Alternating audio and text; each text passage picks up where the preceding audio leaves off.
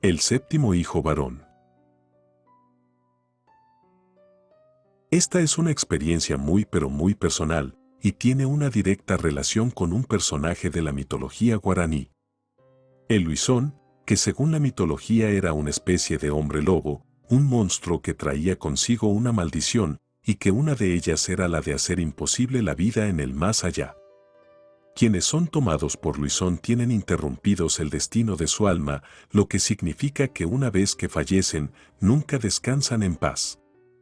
Existe una creencia de que el séptimo hijo varón, luego de convertirse en adulto se convierte en Luisón, y es por este motivo que en el Paraguay se acostumbra poner como ahijado del presidente de la nación a ese séptimo hijo. La realidad es que no todos creen en esto, y por eso no todas las familias lo hacen, como fue el caso del marido de mi tía María de Jesús. Mi tía se enamoró del tío Antonio, que aunque fue un hombre guapo y trabajador, era el séptimo hijo varón en su familia. Según lo que mi tía me contaba era que a ella eso nunca le importó y a pesar de las muchas advertencias que recibió, decidió formar una familia con él. Pasaron los años y mi tía tomó cierta distancia de nuestra familia sin una explicación clara. Un día mi madre la contacta para pedirle autorización de llevarme a su casa algunos días porque tenía que hacer un viaje y no podía llevarme con ella. Mi tía y su esposo me recibieron con los brazos abiertos, me mostraron mi cuarto y más tarde compartimos la cena. Ellos acostumbraban a acostarse muy temprano y cerca de las 8 de la noche ya todos fuimos a la cama. Pasaron algunos días y un martes en la noche, una de esas en las que me acostaba muy temprano, pero en los que me costaba dormir, decidí salir de mi cuarto cerca de las 12 para ir al jardín a observar a las luciérnagas.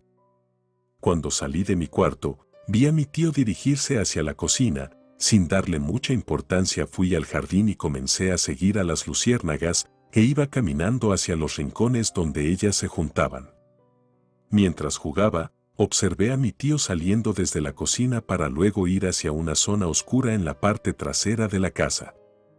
Lo seguí en silencio para que él no perciba mi presencia, hasta que de pronto vi a mi tío ponerse en 4 patas, en medio de la oscuridad y con la tenue luz de la luna, observaba cómo se movía caminando como un perro. Su rostro cambió radicalmente y hacía sonidos con la boca, una mezcla de gemidos y aullidos. Sus ojos brillaban como relámpago y sus dientes sobresalían de sus labios que desprendían saliva y se esparcía por todos lados. Al ver todo eso tuve muchas ganas de gritar, pero el susto se apoderó de mi voz y no hice más que salir corriendo. Sentí escalofríos y ansiedad, solo quería llegar a mi cuarto, pero en el trayecto a la casa me encontré con Jaime, un hombre que trabajaba en la casa de mis tíos, me sostuvo y me pidió que me quedara callada, que él iba a cuidar de mi tío y de mí también.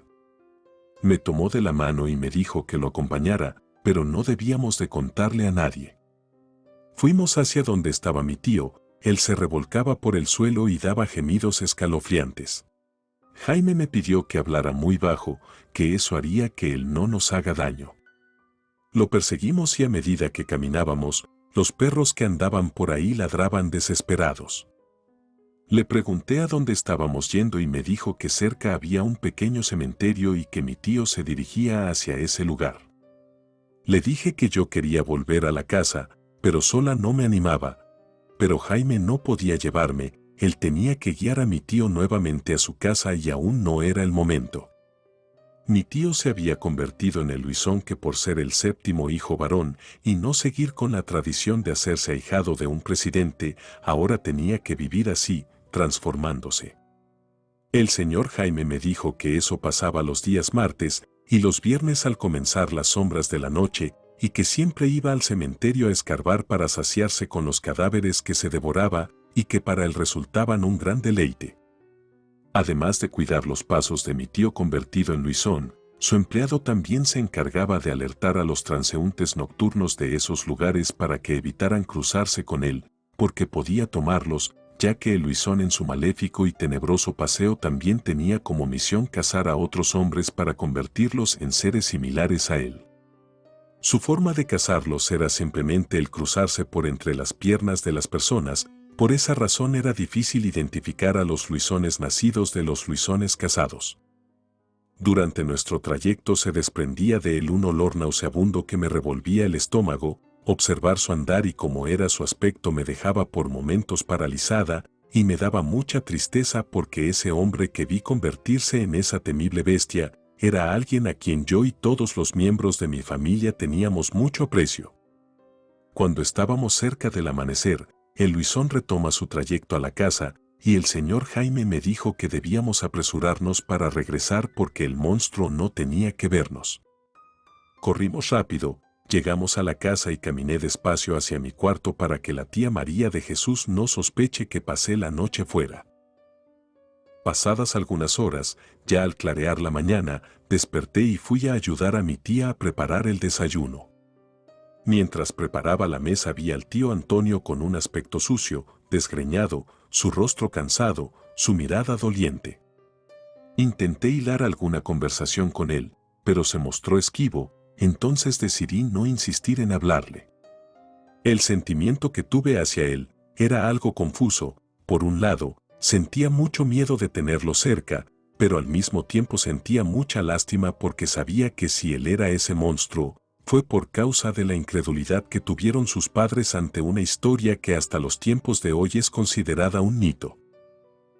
Mi tío Antonio falleció luego de un tiempo, y después de su muerte su esposa enfermaba seguido. Entonces mis padres decidieron llevarla al médico, aunque ella no quería, parecía saber qué era lo que la enfermaba.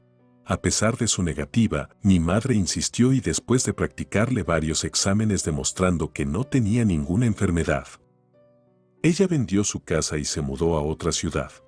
Nunca más se comunicó con nosotros, hasta hoy la seguimos buscando sin tener noticias. Lo único que supimos por parte del señor Jaime, su ex empleado, es que desde que el tío Antonio falleció, aquella casa nunca más recuperó la paz. Todos los días al amanecer aparecían animales muertos, objetos tirados por toda la casa y hasta mi tía intentó acabar con su vida en más de una ocasión. Lo triste de esto es que ellos no tuvieron hijos y que nosotros fuimos la única familia cercana que le quedaba. Tal vez mi tía decidió ir a empezar de cero en otro lugar donde la sombra de su esposo no la acompañe, o quizá fue a buscar el lugar indicado para reencontrarse con él. Mientras tanto nosotros te seguiremos buscando, querida tía, y al mismo tiempo, buscamos hacer que en las familias que están conformadas del modo que tenía el tío Antonio puedan continuar con esta tradición, que tal vez sea considerada un mito, pero que mis ojos atestiguan que es real. Relato escrito y adaptado por Liliana Aguirre.